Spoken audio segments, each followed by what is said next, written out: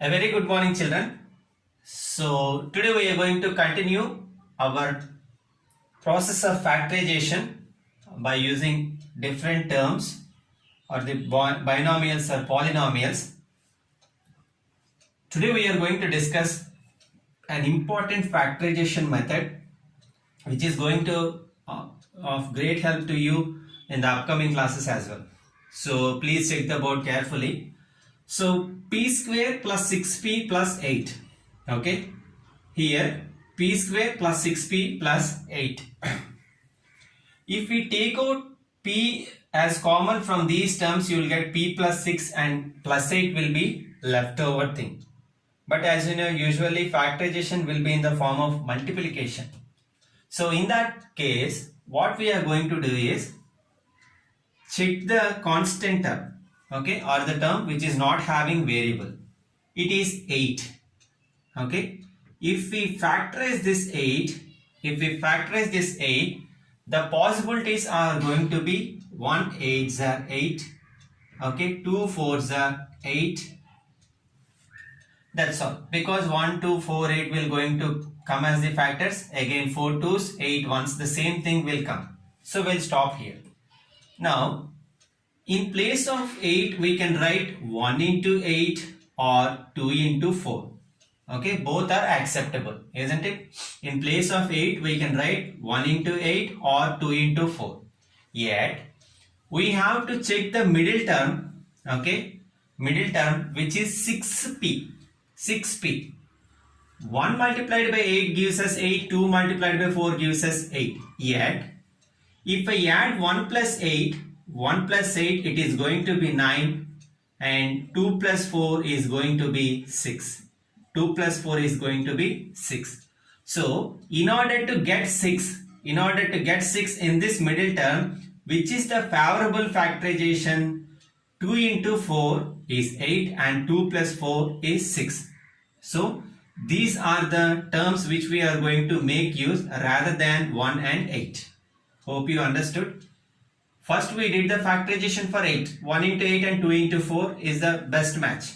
Yet in order to take one from these two, we will check the middle term. Okay, numerical coefficient, it is 6. Upon multiplication, 2 into 4 gives us 8, and upon addition it is giving 6. So this is the perfect match than this one. Now how we are going to factorize is, you can take this one also in the solution. Okay, so p square you will write as it is. Instead of 6p, we are going to write it as 2p and 4p. Okay, there is nothing wrong in writing 6p as 2p plus 4p, because 2 plus 4 is 6 and it gives 6p back. Plus, and what we are going to do with this 8 is, okay, you can write as it is as 8, nothing wrong. The reason why we made this factorization is to get the middle term in this manner. Now look, in p square plus 2p, I can take p as common, so that the first term will have p inside and the second term will have 2, p into p plus 2, plus, okay, in this next two terms I am going to take out 4 as common, so the values which are going to be inside is p plus 2. 4 into p is 4p, 4 into 2 gives us 8. Hope you understood, children. Very important procedures. And look, when I take out something as common, I got p plus 2 for the first term and p plus 2 for the second term. This proves that our factorization is correct. Now look, in p into p plus 2 plus 4 into p plus 2, I am going to take out p plus 2 as common. Okay, this term is common, so I am taking out it as common. Now by taking p plus 2 out, for the first term the leftover value is p, and for the second term the leftover value is 4. So p plus 2 multiplied by p plus 4 is going to be the factorized form for p square plus 6p plus 8. Okay, based on the same method, I am going to solve second one, children. So just look at the board carefully. Here q square minus 10q plus 21. Here also we have that common term, the constant term as 21. If we start factorizing it, the possible factorization is going to be 1 into 21, okay, and 3 into 7. That's all, because 7 into 3, 21 into 1 will come again.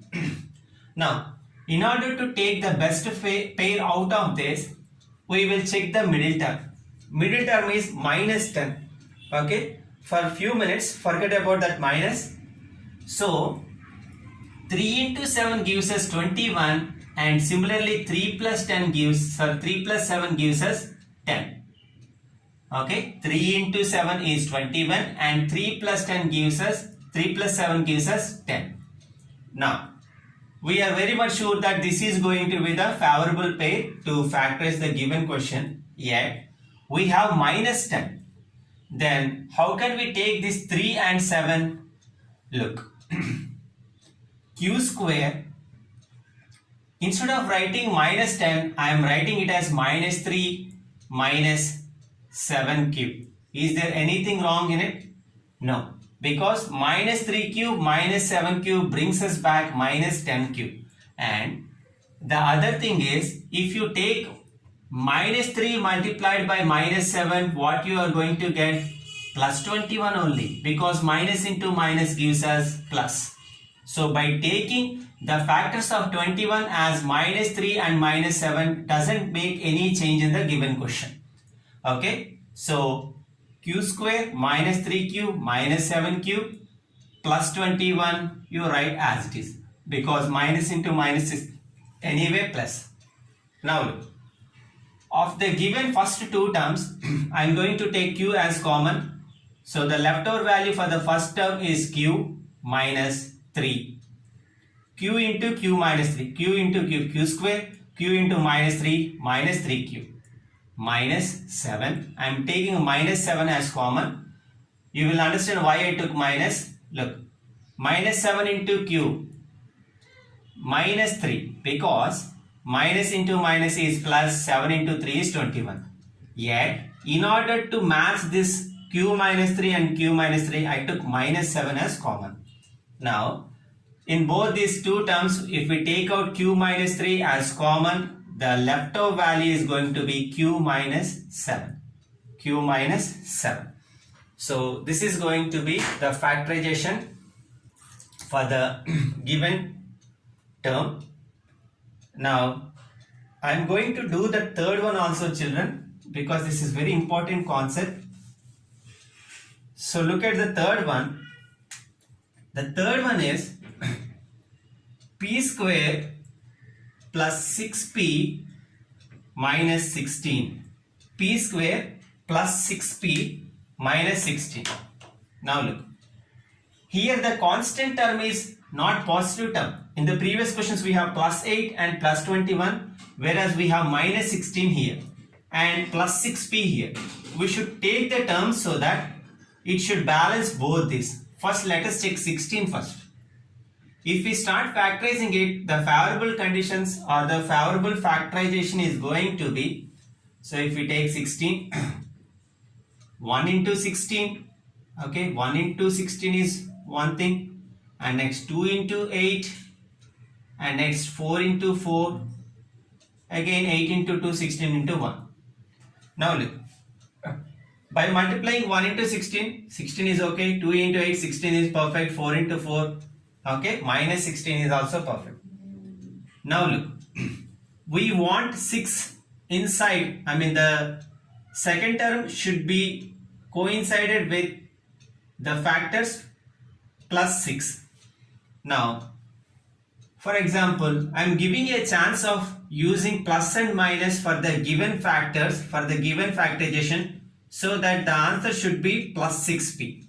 Okay, I will explain you. Look, if I put minus 1 and minus 16, I will get minus into minus plus 16, whereas minus 1 plus minus 16 gives us minus 17, but we want plus 6. So this is not useful.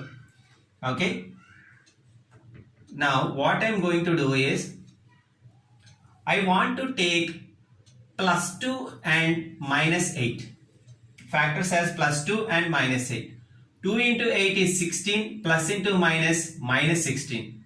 So seems it is correct, but we have to check addition of those two factors also. Plus 2 minus 8 gives us minus 6, whereas we want plus 6. So what we are going to do is, we are going to recheck by changing the signs again. Okay, giving minus 2 2 and plus 2 8. Now minus into plus is minus 2 into 8 16. Perfect.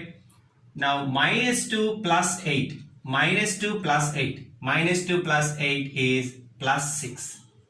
Okay, this is the way how we have to adjust the factors along with the signs so that it should not disturb the terms. Hope you understood, children. So minus 2 plus 8 is going to be the favorable factorization. So p square minus 2p plus 8p. Instead of writing plus 6p, we are going to write as minus 2p plus 8p minus 16. Minus 16. Now, in the first two terms, if I am going to take p as common, so p minus 2